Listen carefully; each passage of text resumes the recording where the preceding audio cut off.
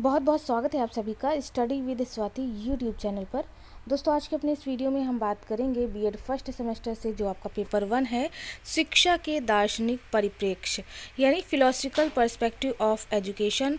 तो ये आपका पेपर 1 यानी प्रथम प्रश्न पत्र है जो कि है CSJMU यूनिवर्सिटी ऑफ कानपुर के लिए।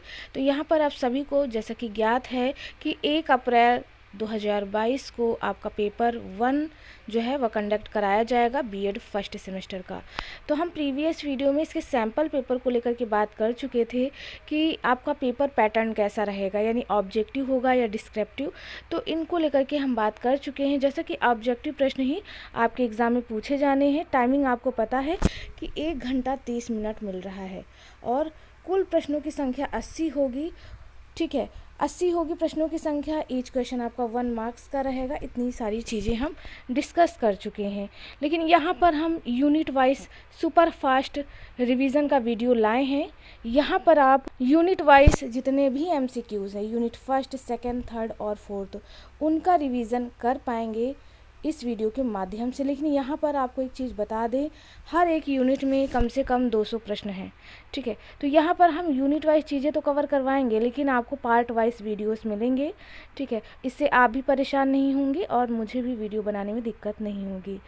रात तक की आपको कुछ PDF फाइल भी प्रोवाइड करा दी जाएगी मेरे टेलीग्राम चैनल के माध्यम से, जिसका नाम है स्टडी विद स्वाति। तो चलिए दोस्तों, शुरू करते हैं आज के अपने इस वीडियो को यूनिट फर्स्ट के ऑब्जेक्टिव क्वेश्चंस के साथ। तो दोस्तों, ये रहा यूनिट 1 यानी यूनिट फर्स्ट, जिसमें हमारा टॉपिक है शिक्षा, अर्थ, अवधारणा, प्रकृति और शिक्षा के उद्देश्य, यानी education, meaning, concept, nature and AIIMS. तो इसमें से ऑब्जेक्टिव टाइप के क्वेश्चंस कैसे पूछे जाएंगे, चलिए देख लेते हैं। बहुत इंपॉर्टेंट है आपके एग्ज़ाम के लिए। तो इसमें पहला प्रश्न दिया है, यह किसने कहा था कि शिक्षा एक द्विमुखी प्रक्रिया है। तो दोस्तों, यहाँ पर करेक्ट आंसर हो जाएगा 1, एडम्स ने द्विध्रुवी प्रक्रिया कहा, जिसमें छात्र और शिक्षक शामिल है। ठीक है, और शिक्षक जो है, टीचर जो है शामिल है। इन्होंने इस तरह से शिक्षा प्रक्रिया को बताया है। तो यह एडम्स ने बताया है द्विमुखी प्रक्रिया। यहाँ पर हम सुपर फास्ट रिवीजन के तहत बहुत जल्दी प्रश्नों को देखेंगे, क्योंकि टाइम बहुत कम है, आपका डेली एक पेपर है। ठीक है, तो आप इन चीज़ों को जल्दी रिवीजन करते चलिए इस वीडियो के माध्यम से। क्वेश्चन नंबर 2 है कि यह किसने कहा था कि शिक्षा एक त्रिमुखी प्रक्रिया। देखिए, द्विमुखी प्रक्रिया तो एडम्स महोदय ने बता दी। त्रिमुखी प्रक्रिया किसने बताया, तो ये जॉन डीओवी ने बताया। इन्होंने क्या कहा, छात्र हो जाएगा, ठीक है, शिक्षक या टीचर हो जाएगा और करिकुलम यानी पाठ्यक्रम भी शामिल होगा। तो ये चीज़ें त्रिमुखी प्रक्रिया के अंतर्गत आएंगी, जो कि बताया है जॉन डीओवी महोदय ने। तो आप इस डायग्राम को याद रखिएगा। ठीक है, पूछ सकता है कि कौन कौन सी तीन या त्रिमुखी प्रक्रियाएं हैं, तो आप इनको याद रख सकते हैं। क्वेश्चन नंबर 3 है कि शिक्षा से मेरा अभिप्राय उस प्रशिक्षण से है जो अच्छी आदतों के द्वारा बच्चों में अच्छी नैतिकता का विकास करता है। यह कथन किसका है, तो यह कथन जो है वह प्लेटो महोदय ने दिया है। 3 का करेक्ट आंसर यहाँ पर B देखने को मिलेगा। नेक्स्ट क्वेश्चन देखेंगे, क्वेश्चन नंबर 4 पूछा है, सच्ची शिक्षा बालक एवं बालिकाओं के लिए बेकारी के विरुद्ध एक प्रकार का बीमा होती है। यह कथन किसका है, तो यह कथन चौथे का हो जाएगा A, महात्मा गांधी महोदय का। नेक्स्ट क्वेश्चन नंबर 5 है कि यह किसने कहा था कि शिक्षा से मेरा तात्पर्य बालक तथा मनुष्य के शरीर, मन तथा आत्मा में निहित सर्वोत्तम का सर्वांगीण विकास करना है। तो यहाँ पर 5 की बात करें, 5 का करेक्ट आंसर B हो जाएगा। यह स्टेटमेंट महात्मा गांधी जी का है। नेक्स्ट है क्वेश्चन नंबर 6। देखिए, स्टेटमेंट बहुत पूछे जाएंगे, तो स्टेटमेंट वगैरह आप याद कर लीजिएगा। 6 है कि शिक्षा व्यक्ति को साक्षर बनाने की प्रक्रिया है। यह कथन कौन सा अर्थ है, मतलब यह शिक्षा का कौन सा अर्थ कहलाएगा, तो यह शिक्षा का संकुचित अर्थ, या आप कह सकते हैं संकुचित या छोटा, जिसको हम छोटे शब्दों में कहते हैं, इस अर्थ में लगाया जाएगा। नेक्स्ट है क्वेश्चन नंबर 7, कम्युनिटी शब्द योग से बना है। कम्युनिटी का हिंदी में अर्थ होता है समुदाय। ठीक है, तो पूछ लेगा कि कम्युनिटी शब्द किसके योग से बना है, किन 2 शब्दों के योग से, तो यह कम तथा म्यूनिस शब्द से बना है। चलिए नेक्स्ट क्वेश्चन 8 देखेंगे। क्वेश्चन नंबर 8 पूछा है कि किसने कहा था कि हमें उस शिक्षा की आवश्यकता है जिसके द्वारा चरित्र का निर्माण होता है, मस्तिष्क की शक्ति बढ़ती है, बुद्धि का विकास होता है और मनुष्य अपने पैरों पर खड़ा हो सकता है। तो यह स्टेटमेंट जो है वह विवेकानंद जी का है। करेक्ट आंसर यहाँ पर बी हो जाएगा। नेक्स्ट क्वेश्चन नंबर यहाँ पर देखेंगे 9। क्वेश्चन नंबर 9 है कि राज्य शिक्षा किस प्रकार का साधन है। तो राज्य शिक्षा जो है वह औपचारिक साधन है। करेक्ट आंसर यहाँ पर ए हो जाएगा। औपचारिक यानी जो विद्यालयी शिक्षा होती है वह औपचारिक शिक्षा के अंतर्गत आएगी, और जो अनौपचारिक शिक्षा होती है वह घर परिवार के वातावरण से हम प्राप्त करते हैं। निरौपचारिक जो दूरस्थ शिक्षा टाइप की होती है। तो ये है अंतर तीनों में। क्वेश्चन नंबर 10 है कि सांस्कृतिक विलंबना के सिद्धांत का तात्पर्य है। इनमें से क्या है। तो 10 की बात करें, करेक्ट आंसर ए हो जाएगा। भौतिक संस्कृति का आगे बढ़ जाना और अभौतिक संस्कृति का पीछे रह जाना। नेक्स्ट क्वेश्चन नंबर 11 है कि निर्विद्यालयीकरण से तात्पर्य क्या है। तो शिक्षा के अप्रत्यक्ष साधन, इसका अर्थ लगाया जाएगा। करेक्ट आंसर यहाँ पर 11 का ए हो जाएगा। नेक्स्ट क्वेश्चन देखेंगे 12। क्वेश्चन नंबर 12 पूछा है कि विद्यालय रहित शिक्षा प्राप्त की जा सकती है। कैसे प्राप्त की जा सकती है। तो 12 का करेक्ट आंसर डी हो जाएगा। उपर्युक्त तीनों से, यानी मित्र मंडली से, आर्थिक संस्थाओं से और धार्मिक गोष्ठियों से। नेक्स्ट क्वेश्चन नंबर 13 है कि अनौपचारिक शिक्षा में कोई नहीं होता। कौन नहीं होता। तो अनौपचारिक शिक्षा वह होती है जो इसे हम अपने घर परिवार समाज से प्राप्त करते हैं, ठीक है, आस पड़ोस से, रिश्तेदारों से प्राप्त करते हैं। तो इसमें कोई बंधन नहीं होता, यानी औपचारिक नहीं होती कि हाँ आप सीख रहे हैं तो इसके लिए आपको रिजल्ट मिलेगा या आपको निश्चित समय में आपको इसे पूरा करना होगा। तो यह बंधन से मुक्त होती है। तो क्वेश्चन नंबर 14 देखेंगे कि विद्यालय रहित शिक्षा की अवधारणा सर्वप्रथम किसने की थी। तो 14 का करेक्ट आंसर सी हो जाएगा। यह है इवान इलिच ने की थी। नेक्स्ट क्वेश्चन 15 देखेंगे। क्वेश्चन नंबर 15 पूछा है कि अध्यापक द्वारा दिया जाने वाला ज्ञान प्रमाण पत्र रूपी पार्सल है। यह कथन किसका है। तो 15 की बात करें, यह कथन इवान इलिच महोदय का है। करेक्ट आंसर बी हो जाएगा। नेक्स्ट क्वेश्चन 16 है कि विद्यालयों को समाप्त कर देना श्रेयस्कर होगा। यह कथन किसका है। तो 16 का करेक्ट आंसर ए हो जाएगा। यह है इलिच महोदय का। नेक्स्ट क्वेश्चन नंबर 17 है हमारा कि छिपा पाठ्यक्रम होता है। छिपा पाठ्यक्रम कैसा होगा। तो यह होगा पाठ्यक्रम का प्रयोजन वस्तुनिष्ठ रीति से प्रकट करना। करेक्ट आंसर ए लगा लीजिएगा। नेक्स्ट क्वेश्चन नंबर 18 है हमारा कि इवान इलिच के विचारों के अनुसार निम्न तथ्यों में से कौन से उसके विचार हैं। इनमें से कौन से उनके विचार दिए गए हैं। तो उक्त तीनों, यानी विद्यालय एक नया मजहब नहीं है, विद्यालय एक श्रमिक बाजार है और निर्विद्यालयीकरण एक क्रांतिकारी संभावना है। तो ये तीनों ही इवान इलिच के विचार हैं। करेक्ट आंसर डी हो गया। नेक्स्ट क्वेश्चन नंबर 18 हो गया। 19 देख लेते हैं। सच्ची शिक्षा व्यक्ति के संरूप एवं सर्वांगीण या चतुर्दिक विकास में पाई जाती है। किसने कहा है। तो यह एनी बेसेंट महोदय ने कहा है।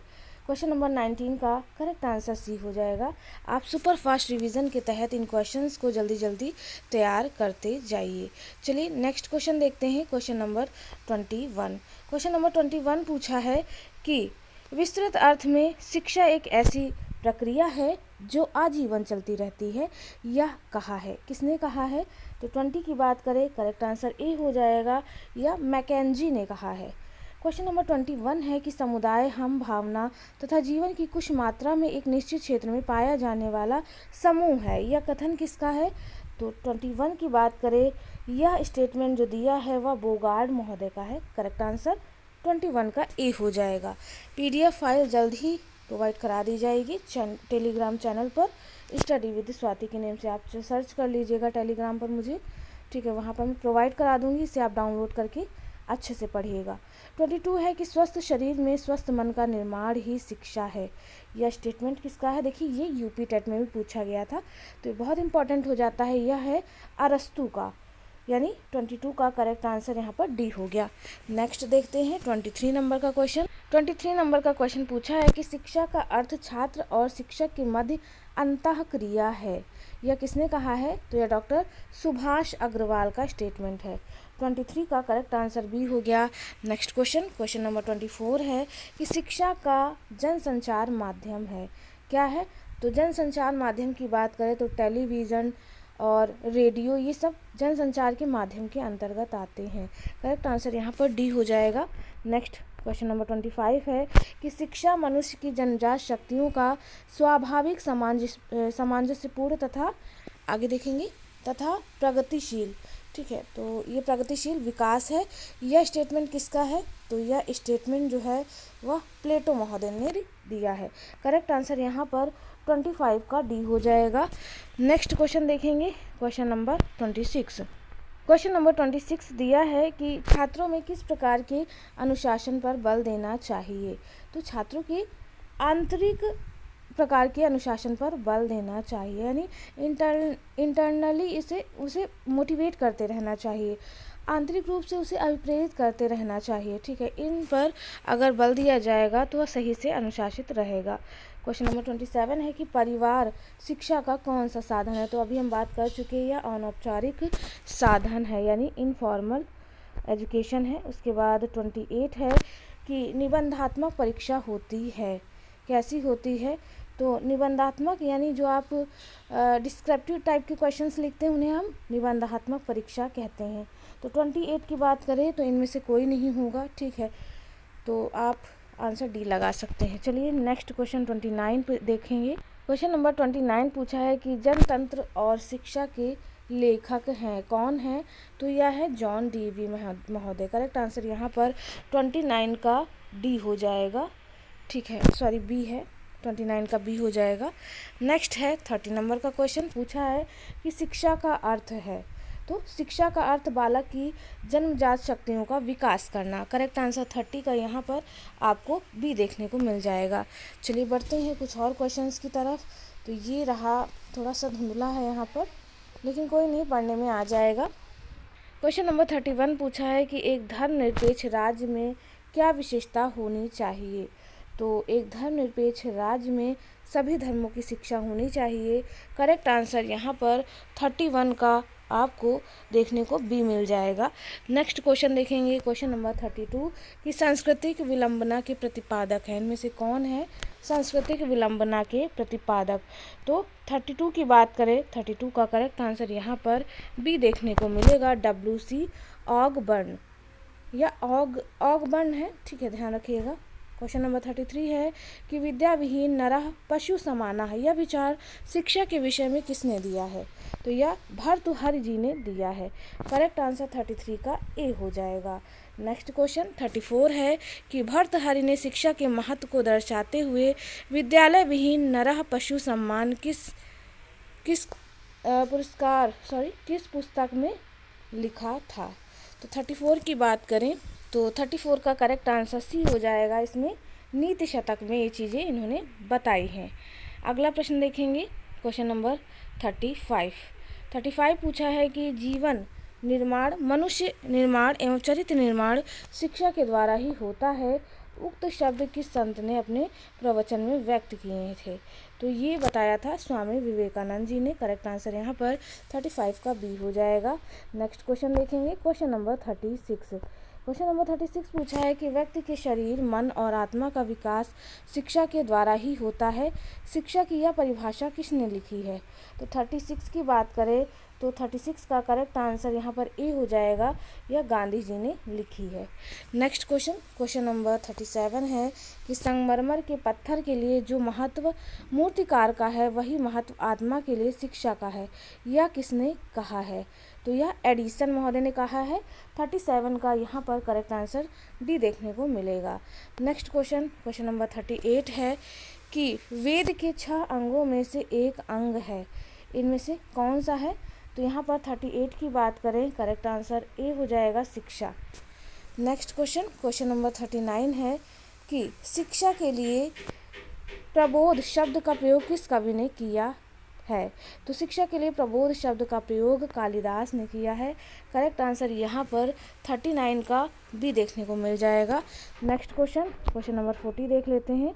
40 पूछा है कि जन्म से लेकर मृत्यु तक व्यक्ति को प्रभावित करने वाले तत्व शिक्षा के व्यापक स्वरूप के अंतर्गत आ जाते हैं, यह शब्द किसने कहे थे? तो यह डम्बिल महोदय ने कहा था, डम्बिल। करेक्ट आंसर यहाँ पर 40 का ए हो जाएगा। नेक्स्ट क्वेश्चन 41 देख लेते हैं। शिक्षा का उद्देश्य है बालक को बलशाली बनाना, और ऑप्शन देखेंगे बालक को नौकरी दिलाना। तो यहाँ पर करेक्ट आंसर हो जाएगा बालक के व्यक्तित्व का सर्वांगीण विकास करना, यह है करेक्ट आंसर, यानी यहाँ पर सी हो जाएगा। देखिए कुछ क्वेश्चन पीडीएफ बनाने में थोड़ा इधर से उधर मतलब विजिबल नहीं हो पाया सही से, फिर भी हम पढ़ ले रहे हैं। 42 पूछा है कि शिक्षा में जीविकोपार्जन के उद्देश्य की संज्ञा दी गई है, किसमें दी गई है? तो यह उपरोक्त सभी में दी गई है। ब्लू जैकेट उद्देश्य, हाइट कॉलर उद्देश्य, दाल रोटी का उद्देश्य, ये जो भी है इसमें करेक्ट आंसर आप 42 का डी लगा सकते हैं। चलिए नेक्स्ट क्वेश्चन नंबर 43 देखेंगे कि सच्ची शिक्षा से बालकों को बेरोजगारी से एक प्रकार की सुरक्षा होनी चाहिए, यह कथन किसका है? तो यह कथन महात्मा गांधी का है। नेक्स्ट क्वेश्चन नंबर 44 देख लेते हैं, इसे थोड़ा सा छोटा करेंगे। 44 पूछा है कि राष्ट्रीय रीति रिवाजों का स्थानीय वैज्ञानिक जीवन को एक तुच्छ वस्तु बना देता है, यह परिभाषा किस शिक्षा शास्त्री की है? तो यह परिभाषा टीपी नन महोदय की है। चलिए नेक्स्ट क्वेश्चन देखेंगे। क्वेश्चन नंबर 45 पूछा है कि सामाजिक दक्ष व्यक्ति की निम्न में से कौन सी विशेषता होती है? तो दोस्तों आर्थिक दक्षता, सकारात्मक नैतिकता और निषेधात्मक नैतिकता, ये सभी होगी।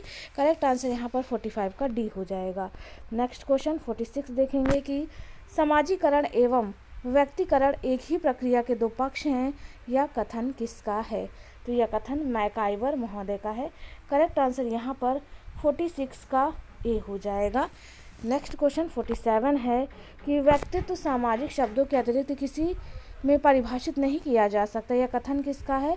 तो यह बॉल्डविन महोदय का है। करेक्ट आंसर यहाँ पर 47 का सी हो जाएगा। नेक्स्ट क्वेश्चन 48 देख लेते हैं। 48 पूछा है कि शिक्षा का उद्देश्य सत्य की जानकारी कराना तथा उसी के अनुसार उसे व्यवहार करना सिखाता है, यह विचार किस शिक्षाविद के हैं? तो यह सुकरात का विचार है। करेक्ट आंसर यहाँ पर 48 का सी लगा लीजिएगा। नेक्स्ट क्वेश्चन 49 है कि पेस्टोलॉजी के अनुसार शिक्षा का उद्देश्य है, तो व्यवहारिक, नैतिकता और सामाजिक, ये सभी उद्देश्य आ जाएंगे। करेक्ट आंसर डी हो जाएगा।